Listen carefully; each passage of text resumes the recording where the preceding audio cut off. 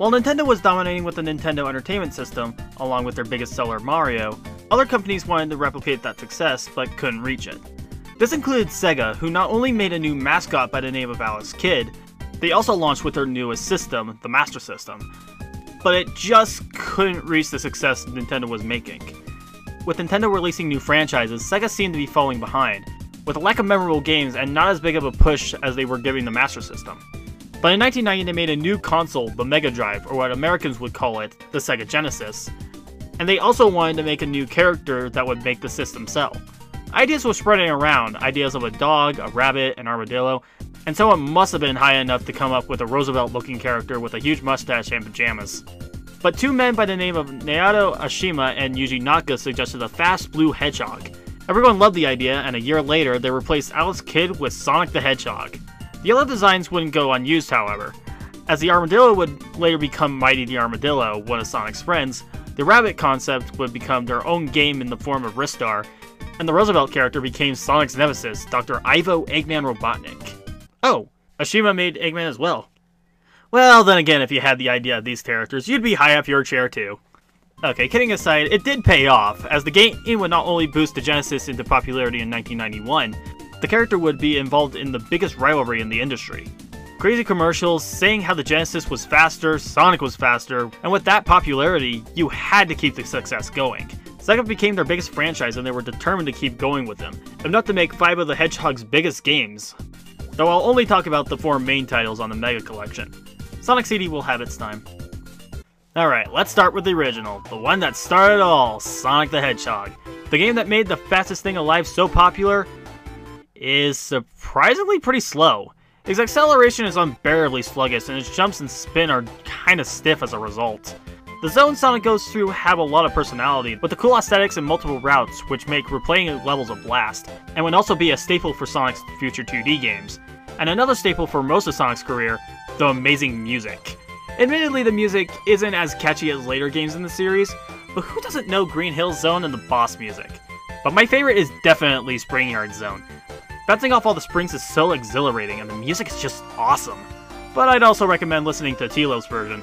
That is some great stuff. The bosses aren't very special. Eggman has his Egg-O-Matic, which have small gimmicks in each level. Except Labyrinth, that's not a boss fight, that's just hell. Actually, that's kind of the level in general.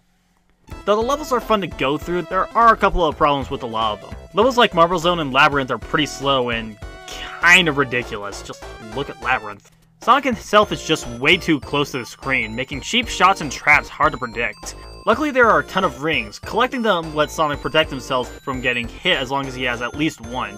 But there's more. Collecting 100 rings grants you an extra life, and if you try to keep 50 of them at the end, try being the keyword, you'll see a giant ring that will take you to...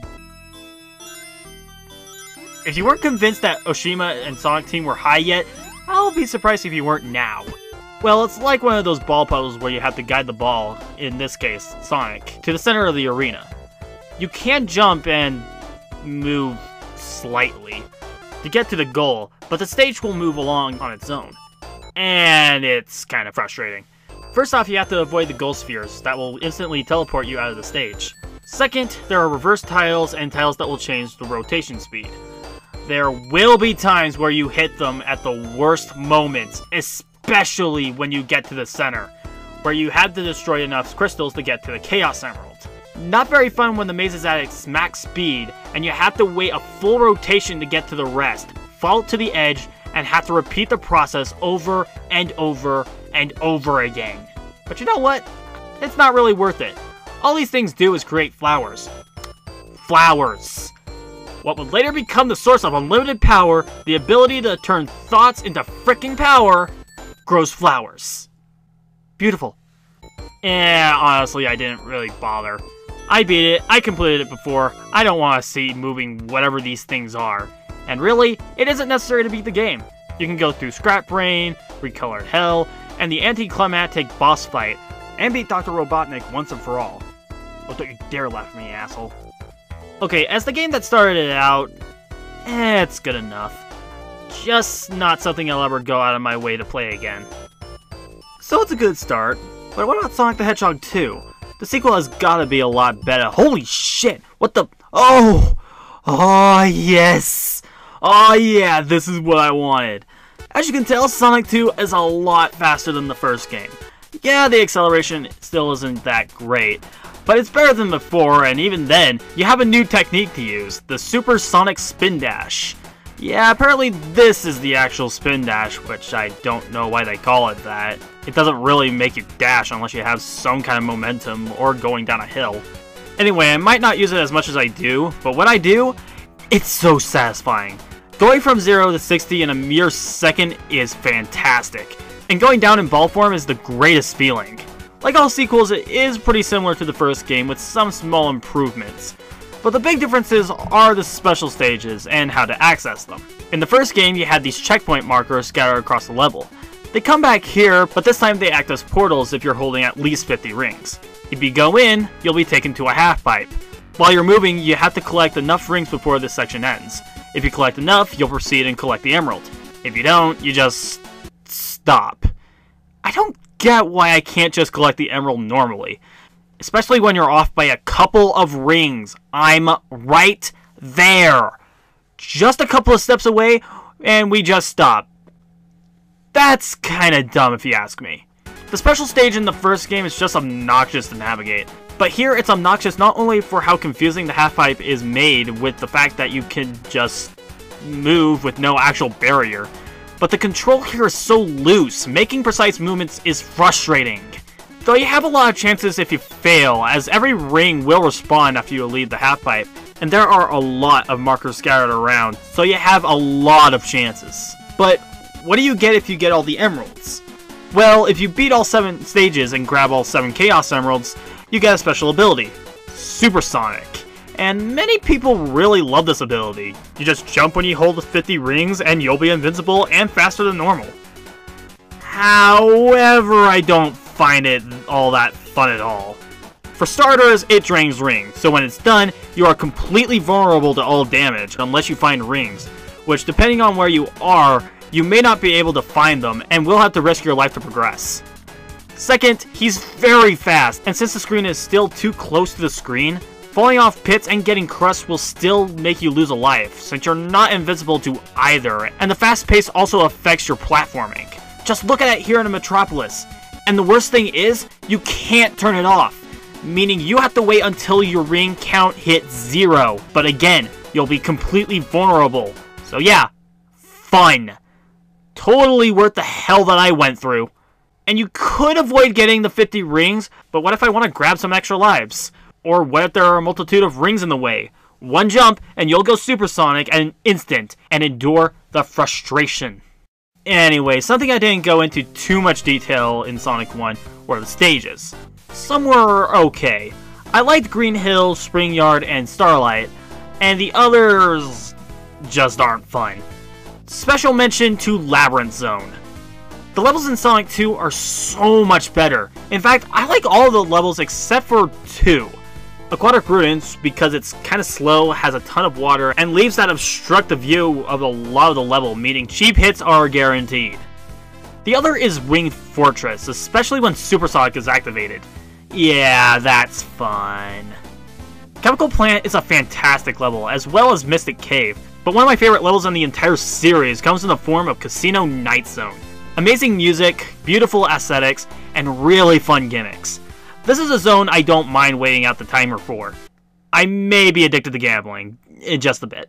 The bosses are also a step up. The concepts are really cool, like Emerald Hill, Aquatic Ruins, Casino Night, and Oil Ocean, though it's still kinda garbage.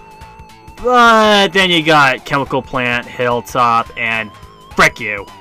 But one fight that will always be one of my favorites is the final fight.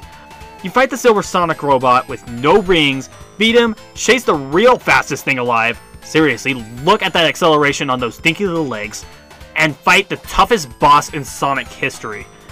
Okay, maybe not that tough, but the Death Egg robot is so much fun to fight. 12 hits to beat him, limited opportunities, phenomenal boss theme, and all with 0 rings. And when you die, you're doing all of this all over again, making the fight, although frustrating, extremely satisfying when you beat him. And with Eggman down and out, Sonic escapes the Death Egg, destroys it, and Tails saves him with Sonic's plane, the Tornado. and that's if you didn't get all the emeralds.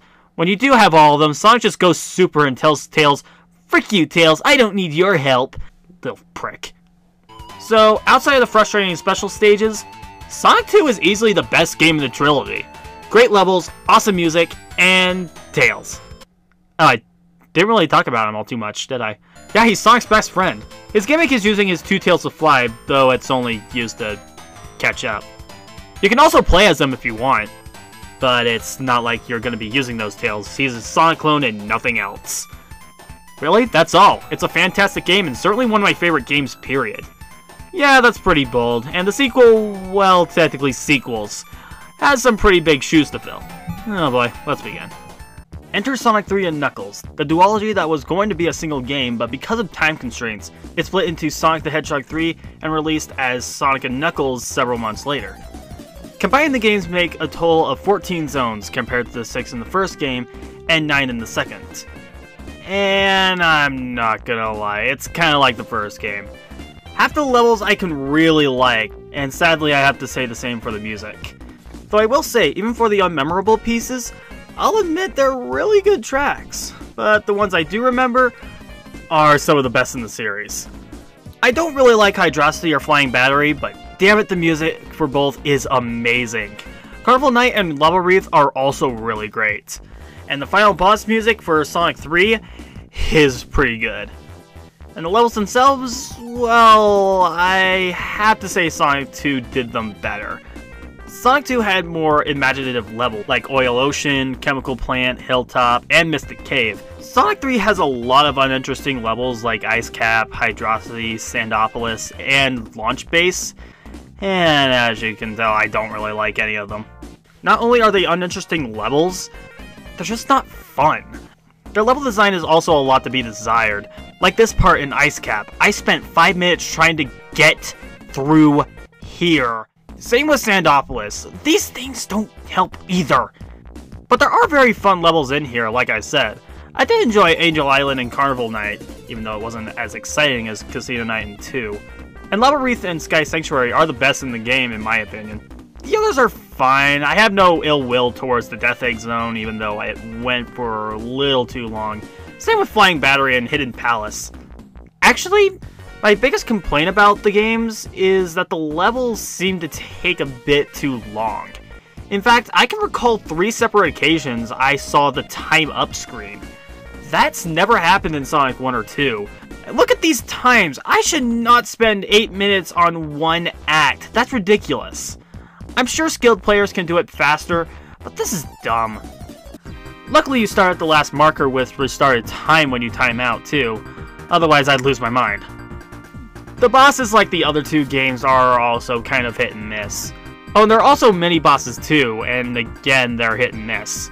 Most of the mini-bosses aren't very fun, and some can drag for a little too long. But the bosses like in Angel Island, Marble Guardian, and Hydrocity are pretty fun, with ones like Carnival Night, Sandopolis, and Lava Wreath being really underwhelming. Hopefully the level design and bosses are all I can criticize, and really, the other stuff isn't too bad.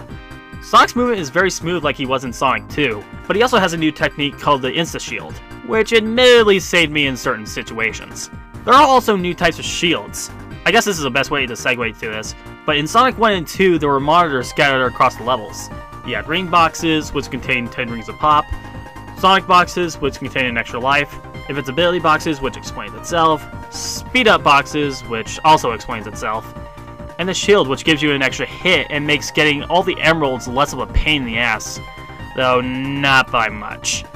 Sonic 3 and Knuckles removes the shield altogether, but replaces it with elemental shields, which are the best thing about the game, honestly.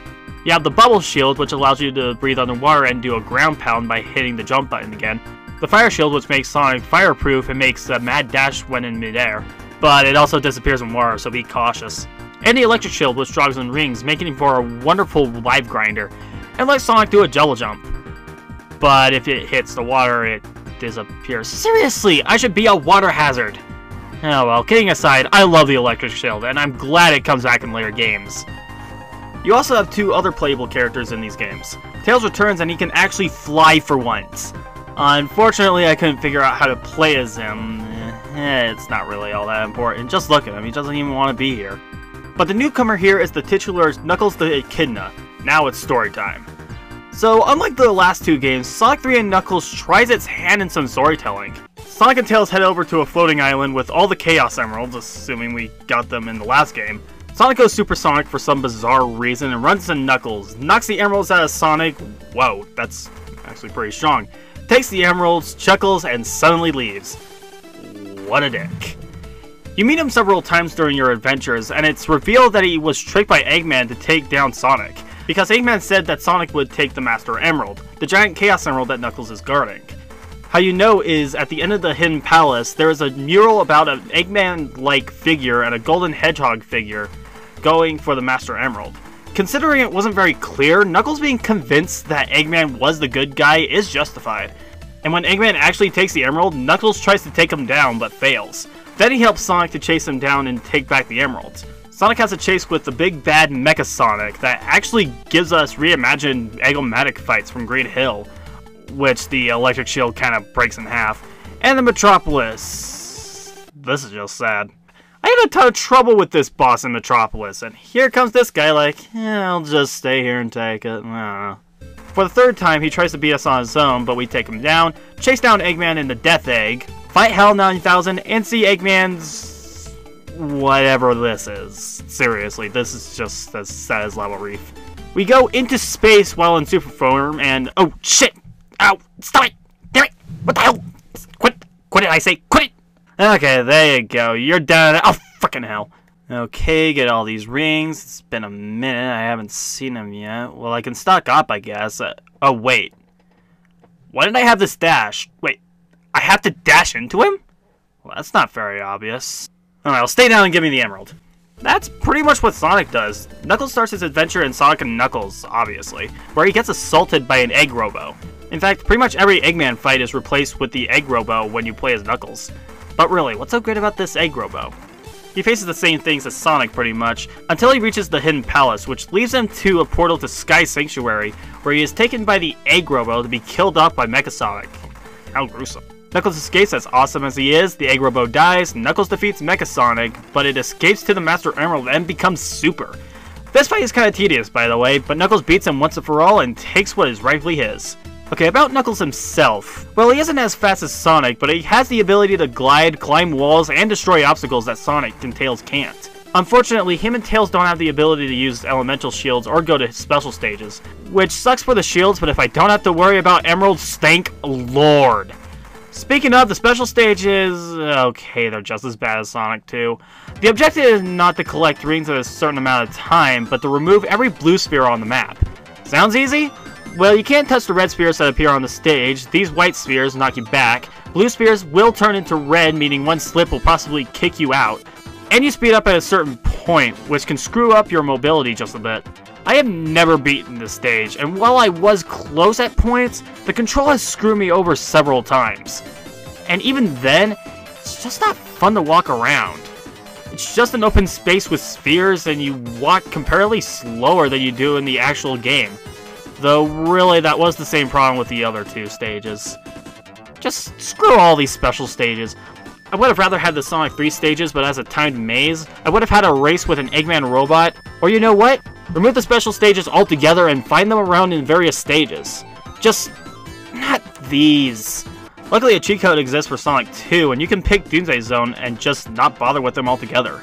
And Sonic 1 obviously doesn't care, so I won't either. Though really, if the biggest problem is the special stages, something that I can just ignore with no consequence, that's a good thing, I guess.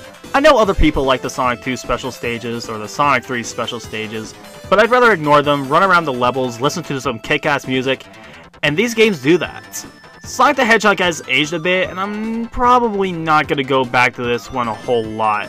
But Sonic 2, 3, and Knuckles, I will stress, are some of the best games on the series, and Sonic 2 is one of my favorite games period, so of course I'm going to say a lot of praise for it. Many say these games are Sonic's peak, and while I don't fully agree with that, later games of course didn't really meet the expectations of these gems, and I plan to cover as much as I can for this series. I also wanted to add Sonic CD in this video, but I have plans for that game when the time comes. but there are some other Sonic games on the Genesis that I'm going to tackle next time. And I'll just say this, I'm not looking forward to them. Oh well, I might as well get those done and over with. I'll play with you guys then.